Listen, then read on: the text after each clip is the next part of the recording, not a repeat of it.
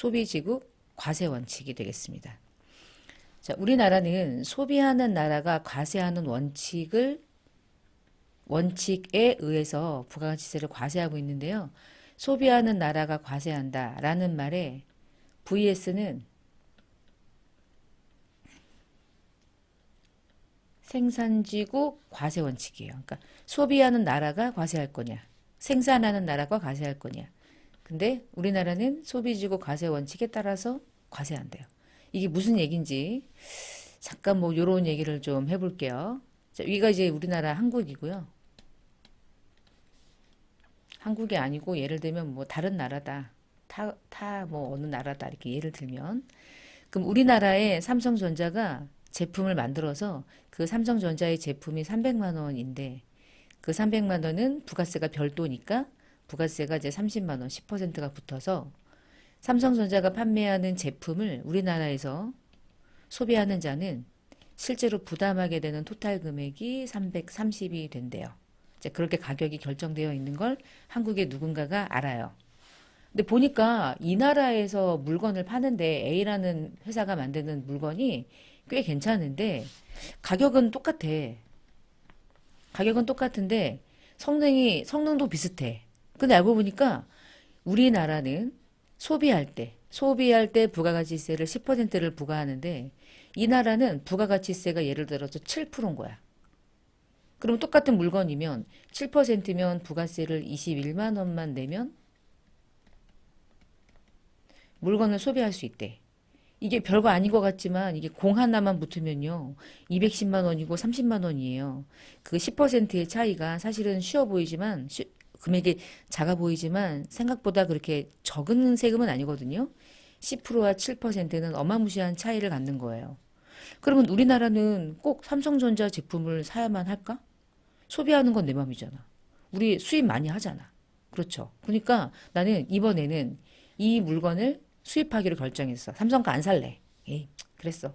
자꾸 주가도 떨어지고 승질났어. 그래서 얘 거를 수입하기로 결정했어. 자, 그럼 얘를 이제 수입합니다. 이렇게 해서 수입해요. 그러면 어떤 일이 벌어지냐면 우리나라의 10% 그렇게 낮지 않기 때문에 이 나라의 외국인들은 우리나라의 물건을 하나도 수입하지 않을 거고 그러면 우리나라는 수출이 저조하게 될 거고 수출이 떨어지게 되면 우리나라는 경쟁력이 떨어지겠죠. 그리고 우리나라는 아무리 우리나라 사람들이 우리나라 한국 국민이라고 할지라도 돈을 너무나 많이 세금을 많이 부담하면서까지 사는 게 부담이 크잖아. 이렇게 국가마다 세율이 다 달라. 어떤 나라는 막 22%짜리도 있고요. 어떤 나라는 27%짜리도 있어요. 진짜예요. 국가마다 세율이 다르다 보니까 수출하는 국가는 세율이 낮은 나라만 수출이 아주 매우 빈번하게 일어날 거고 부가가치세가 높은 나라는 상대적으로 수입만 많이 발생하겠죠. 수출 수입이 무엇 때문에 움직이냐면 부가가치세 세율 때문에 수출과 수입이 결정된다면 그건 좀 문제가 되지 않을까? 자, 이런 생각을 할 수 있잖아요. 그쵸? 자, 이래서 나온 제도가 뭐냐면 이 둘 중에요. 지금 내가 이 나라의 물건을 수입한다는 말은 생산하는 나라가 이 나라죠. 이 나라가 생산한 거죠. 그리고 내가 서 있는 우리나라가 현재는 소비하는 나라가 되는 거잖아. 내 입장에서. 나는 소비하는 사람이니까. 그러면 이렇게 하기로 결정한 거야. 부가가치세는 생산하는 나라는 과세하지 않는다. 소비하는 나라가 과세한다. 둘 중에 한 국가만 과세한다. 근데 소비하는 나라가 과세한다. 그래서 생산하는 나라는 과세하지 않기 때문에 자, 이 경우에는 300만 원이라고 하는 물건에는 그냥 300만 원에만 수출을 하게 되는 거예요. 생산하는 나라는 자기네 나라가 아무리 7%고 27%도요. 수출이 될 땐 자기네 나라에서 소비되지 않고 생산하는 나라가 돼서 수출을 할 때는요. 300만 원에 7%라는 세율을 부과할 수 없어요. 그냥 이렇게 가는 거야. 부가세를 붙이지 않아. 그냥 300만 원짜리 물품에다가 물건 실어가지고요. 보내요. 자, 그럼 가요. 그래서 잠깐 이건 지울게 요것만. 자, 이제 얘를 태워서 떠났다. 떠나서 자, 우리나라 이제 세관장에 딱 섰죠. 그럼 세관장이 확인하겠죠? 어느 나라에서 수입했느냐? 중요하지 않아요. 결국에 우리나라에 여기서 수입하는 시점에 붙는 모든 세금을 관리하는 세관장이 딱 세워놓고 이거 물품 가격 얼마지? 예를 들어 물품 가격을 딱딱딱딱 조사해 보니까 원화가 똑같다고 전제해 볼게요. 300만 원이 딱 나온 거야. 세관장에게는. 그러면 세관장은 300만 원에다가 자, 일단 정확하게 한번 해보면 300만 원짜리 물건에다가 수입할 때 내는 세금이 뭡니까? 수입할 때 내는 세금이 관세죠. 그쵸? 그래서 이때 수입할 때 첫 번째 1바따로 관세를 부과해요. 관세는 관세 품목에 따라 관세율이 다 달라. HS 코드가 따로 있어. 그래서 딱딱딱 띄워봤어. 띄워봤더니 이때 관세가 한 15만 원이 붙어. 그러면 관세 15만 원을 세관장이 먼저 때려요.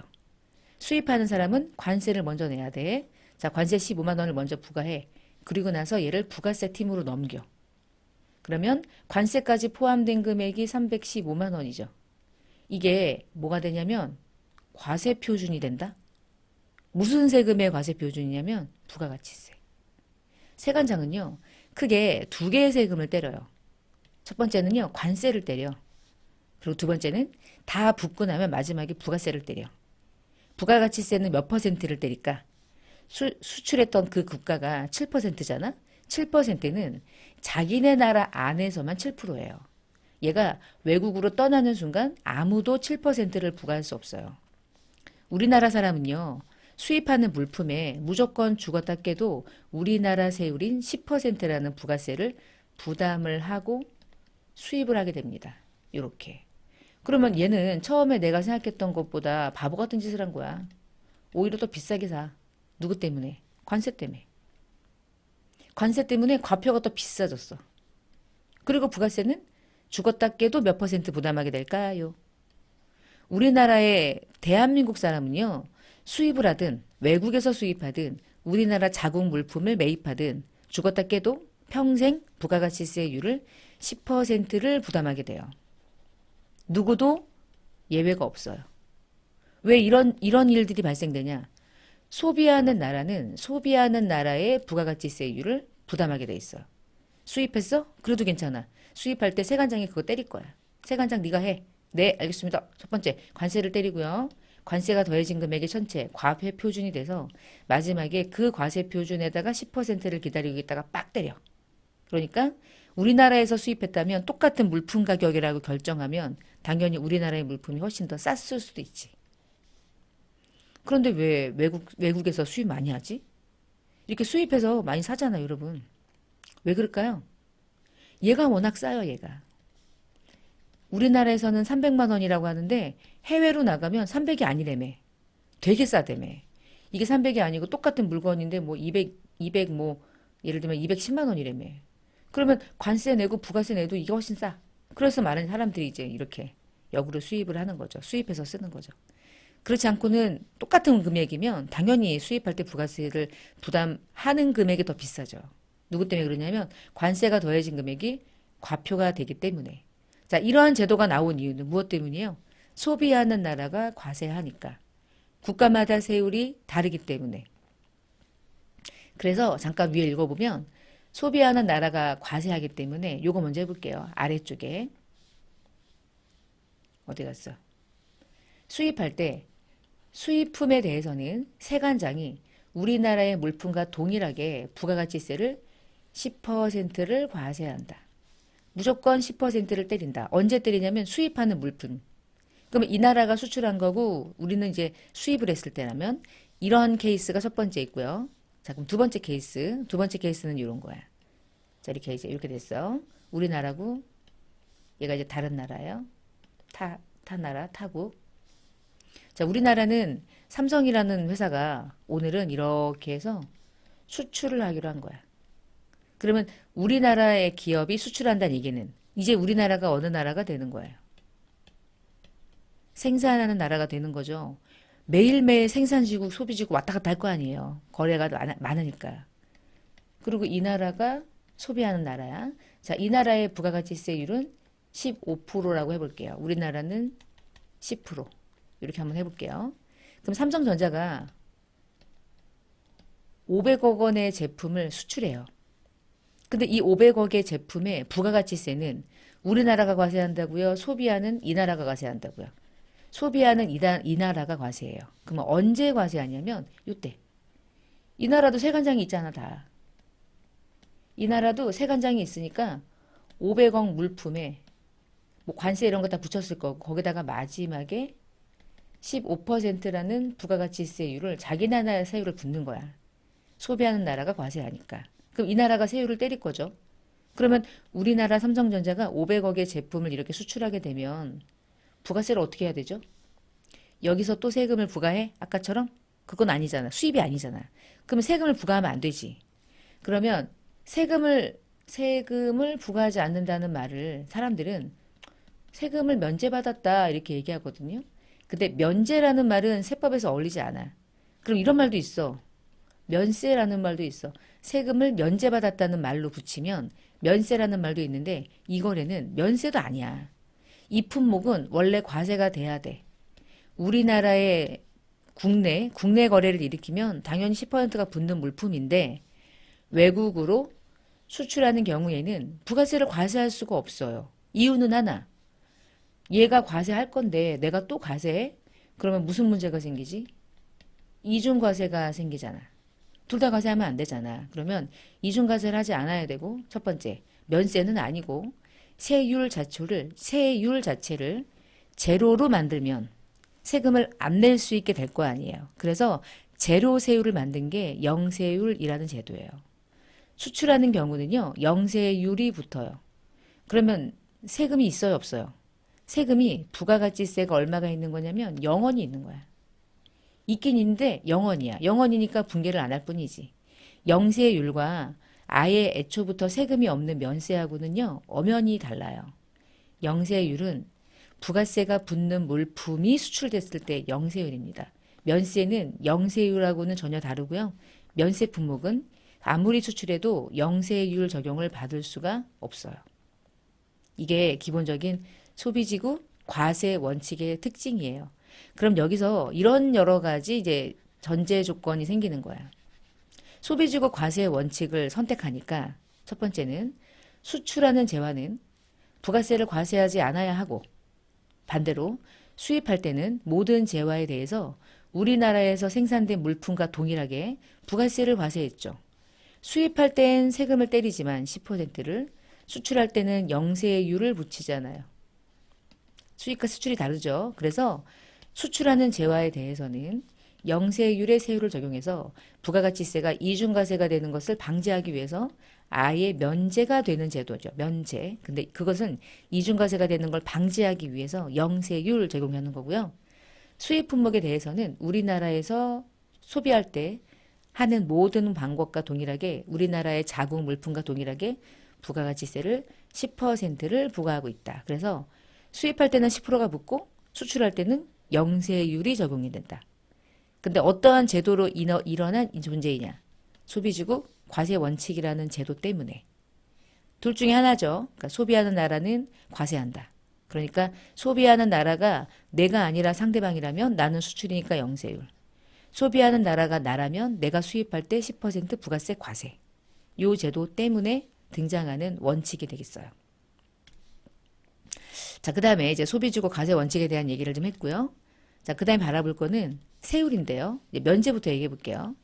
부가가치세는 인적 요건 이런 거 관계없이 다 10%야. 그러니까 애들이 먹는 간식도 10%고 어른들이 스테이크, 비싼 스테이크가 1인당 뭐 5만 6천 원짜리 그런 것도 10%고 그게 어떤 물건이냐를 구분하지 않고요. 그냥 부가세가 붙는 거다라고 하면 다 10%야. 그러다 보니까 모든 물건에 부가세가 10%가 붙게 되면 그 물품에 따라서 과세를 해야 될지 말아야 될지에 대한 변별력이 떨어지고요.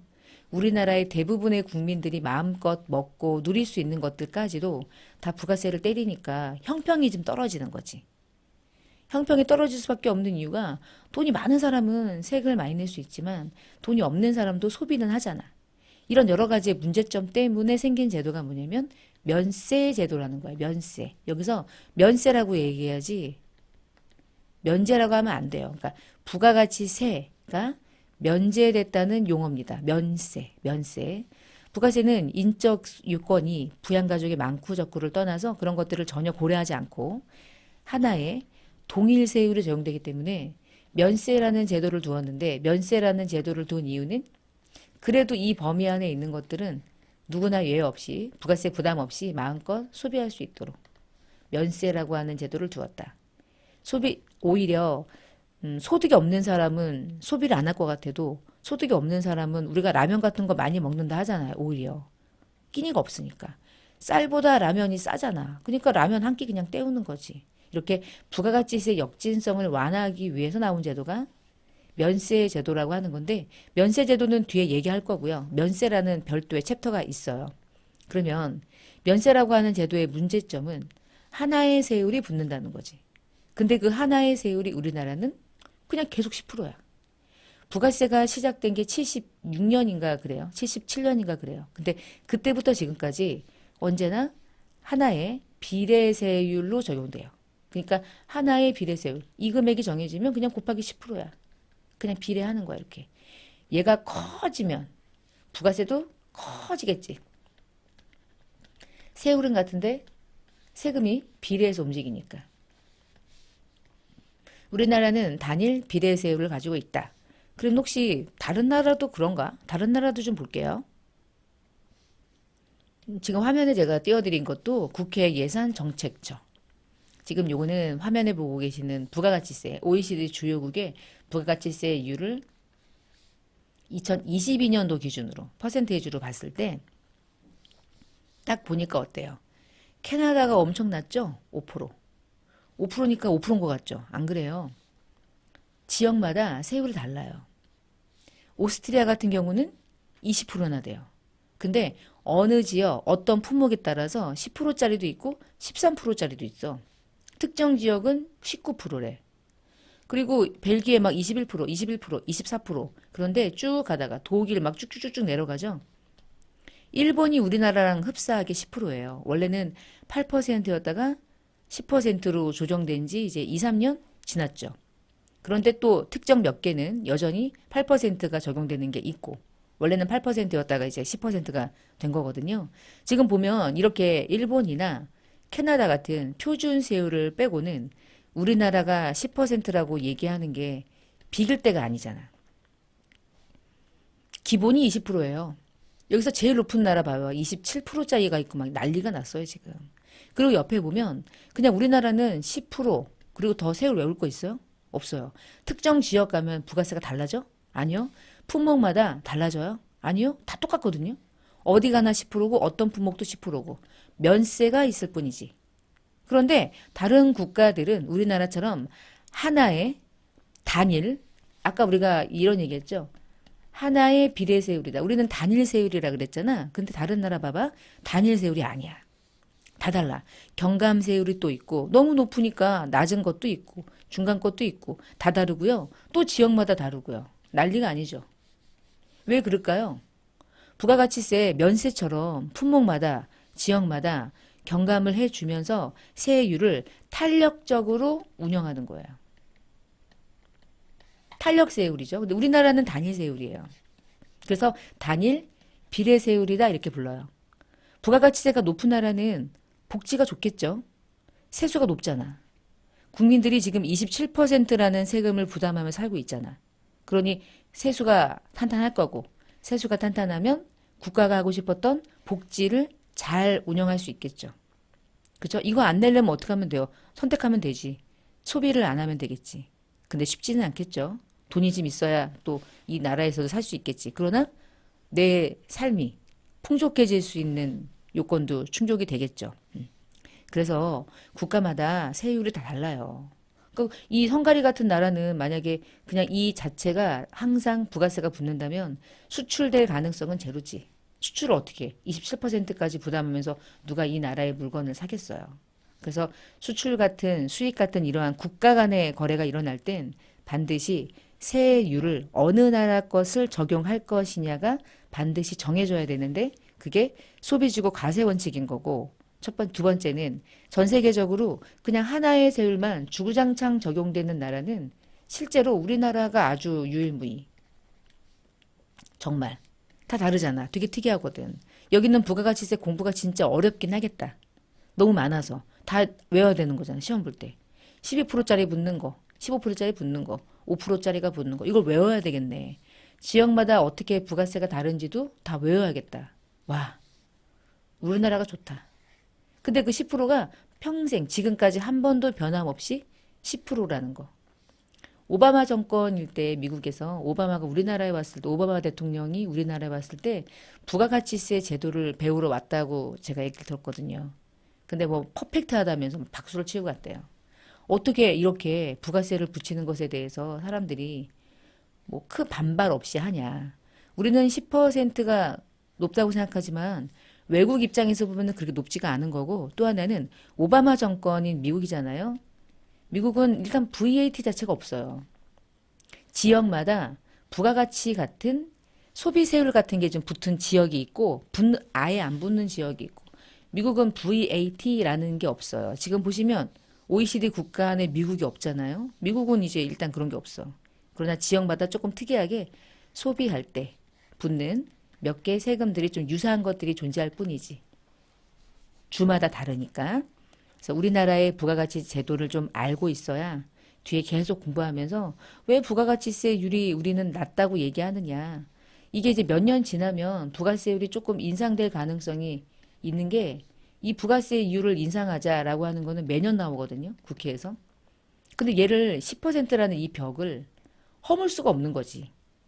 그러니까 저는 개인적으로 10%라는 세율을 허물지 못하니까 면세 품목의 일부를 그냥 과세로 전환하는 것도 저는 방법이라고 생각해. 왜 그러냐면 나중에 이제 면세를 공부하시면 알겠지만 면세 사업자는 부가세를 신고하지 않거든요. 신고하지 않으니까 여기서 막 난리가 나요. 난장판이 있어요. 학원이 매출 신고하겠냐고요. 애들한테 학원비 받아가지고 피아노 운영하시는 원장님이 부가세를 신고하겠냐고요. 안 하잖아요. 그러니까 뭐 하겠어요. 그냥 먹는 거지 뭐.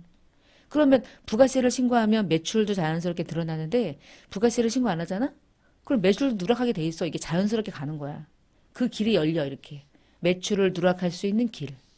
그러니 이래저래 세금은 탈세되고 돈은 버는 것 같지만 세금은 안 내고 이런 얘기를 하면 사업자들이 이제 들고 일어나겠죠. 우리는 돈 버는 게 없다. 그래 돈 버는 게 없는 거는 슬픈데 개인적으로 전체적으로 봤을 때는 부가가치세 부담은 소비자가 하고 있거든. 내고 있잖아 지금. 근데 그 돈이 여기로 들어가서 국가로 들어가지 않는다는 게 이제 그게 문제인 거죠. 저는 이제 부가가치세는 이런 부분은 좀 문제인 거 아닌가? 뭐 이런 생각을 가끔 해요. 가끔. 뭐 전문가라고 하기도 좀 그렇긴 하지만 오래 강의하다 보니까 다른 세금은 막 이렇게 억울하지 않은데 부가세는 좀 짜증나더라고.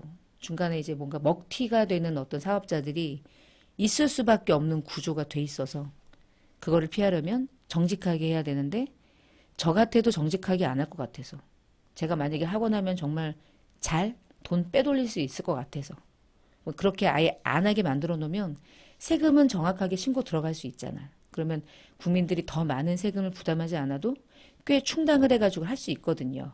왜냐면 우리나라의 부가가치세는 10%이긴 하지만 퍼펙트한 제도거든요.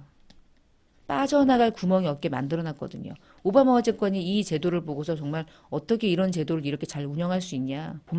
본받겠다. 건강보험하고 세금 계산서.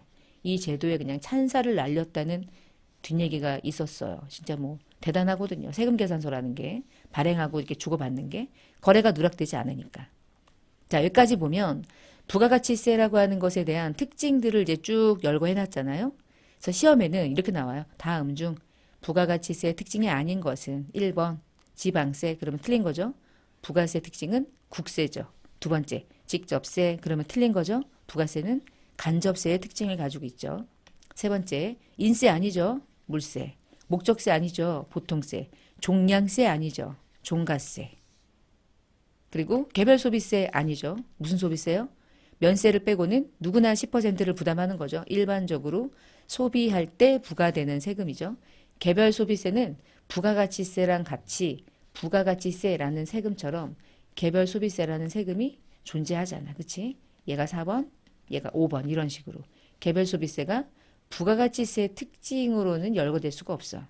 그러나 부가세가 과세가 될 때 개별 소비세가 포함이 된다는 게 특징이지. 구별하시고 부가세는 최종 소비자에 이를 때까지 단계가 많아서 단계마다 부가세가 거래가 일어날 때 과세가 된다. 이런 식으로 과세가 되는 방식이 다단계 거래세였고요.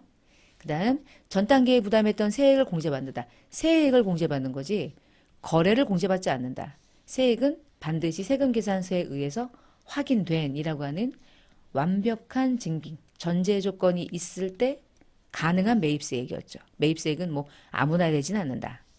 그 다음에 이번 시간에 봤던 게 소비하는 나라가 과세하는 것이 원칙이다. 생산하는 나라는 과세하지 않는다. 그게 이제 대원칙이었고요. 지금 봤던 것 중에 우리나라는 부가가치세를 10%라는 단일 비례세율을 적용해서 과세하고 있다. 탄력세율 아니고요. 중복세율 아니죠. 마지막으로 부가가치세 10%를 과세하는 것은 좀 부담이 돼. 야, 누구나 예외 없이 부담 없이 소비할 수 있도록 여기에 열거해 놓은 것들은 부가세를 과세하지 말고 그냥 팔자. 부가가치세를 과세하지 않고 면제해 주자라고 하는 제도를 면세 제도. 그리고 여기에 열거되어 있는 것들을 면세 품목 또는 면세 거래. 여기서 이 면세가 우리가 알고 있는 그 롯데백화점 가서 면세 이거랑 아닌 그거 말고 생각하지 마시고 부가가치세 입장이야. 부가가치세. 여행객들 면세 이런 개념 생각하지 마시고 부가가치세 면세. 면세 품목은 열거되어 있다. 이렇게 보시면 되겠어요.